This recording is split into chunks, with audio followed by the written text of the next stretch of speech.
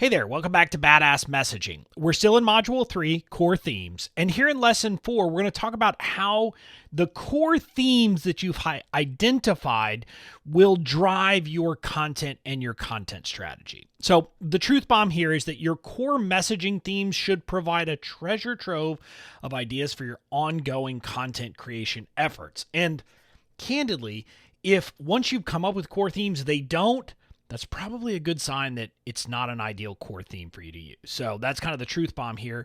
Once you've identified those themes, you should be able to come up with all kinds of content topics that you could talk about and use that as a test. Now, here's what we're going to dive into specifically. First of all, we're going to talk about how your core messaging themes can be great content pillars. Now, if you know content strategy, you'll understand that, but I'm going to talk about it quickly when we get there as well. We'll also talk about how your core themes are weaved into all your content, even if they're not part of your pillars. So we're going to talk about those two things in this lesson. Now, the first thing is that core themes make great content pillars. And what I want you to get here is that when we're talking about this, there should be an obvious kind of flow between your messaging and your ongoing content. So that's why this makes sense that your core themes would make for great content pillars. Now, a content pillar, this is kind of one of the most common ways that people organize content. What they do is they come up with a handful of pillar concepts or pillar categories that will define all of their content going forward. And so that's kind of what a content pillar is, if you're not familiar with it, and if you haven't done content strategy in any depth. So that's what a content pillar is. It's just, when I think about what are the different silos of content that I'm going to create. Now, the thing I want you to get is that your core messaging themes can define a pillar. So literally you could just say, oh, this theme is a pillar, or they can help you define your content pillars without being the content pillar. So, it could kind of give you some ideas. It could help lead you to some places to define maybe a broader pillar that fits in multiple pieces here. So that's kind of how it should work. And this is what I was talking about earlier. You should be able to brainstorm dozens of content ideas for each of your core messaging themes. Like I said, if you can't do that, it's kind of a sign that maybe that's not a core pillar for you, core theme for you, and you need to think differently about finding a different theme.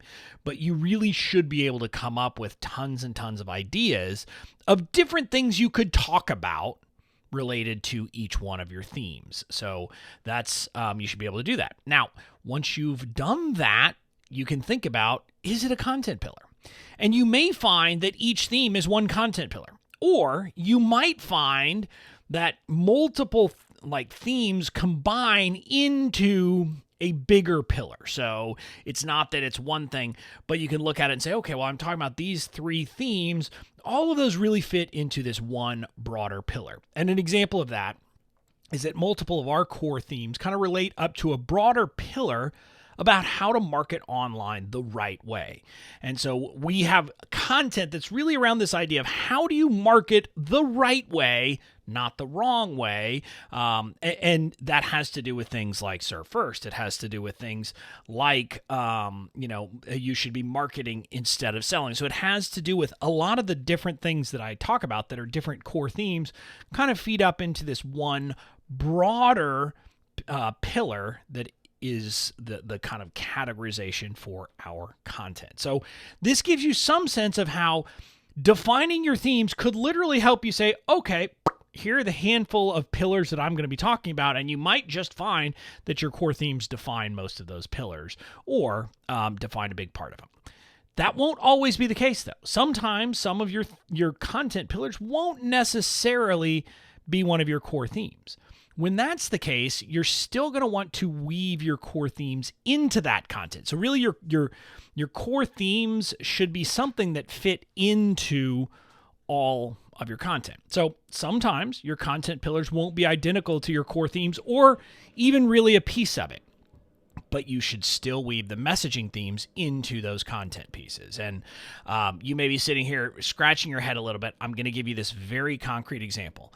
Even when I'm talking about email, which isn't really a core theme of messaging, I'm talking about marketing instead of selling and using a serve first approach. So you can see that my core themes shape, in a sense, the way that I talk about email, the way that I teach people to use email in their marketing. So this is kind of a sense of how you can do it. And in many ways, my approach to email, part of what makes it different from the way that most people use email is very much related to my core themes of marketing, building connections instead of selling, and having a serve first approach instead of a me first approach. So in many ways, my core themes are the differentiator about what's different about the way I use email marketing and I teach email marketing. So that gives you a sense of how, even if your core themes aren't the content pillar themselves, they should be shaping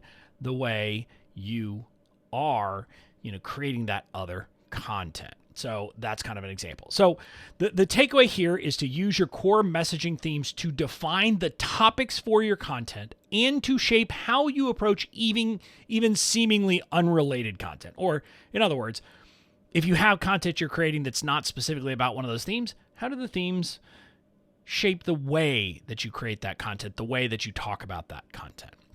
So what your call to action here is to brain dump potential topic ideas for each of your core themes. And once you've done that, you'll start to see a lot of different things come up. And maybe you'll come up with one pillar, maybe you'll come up with multiple pillars. But the idea is that you'll start to see how these core themes really can shape your content and provide, all of the content you're going to need to create for the foreseeable future. That's it for this module.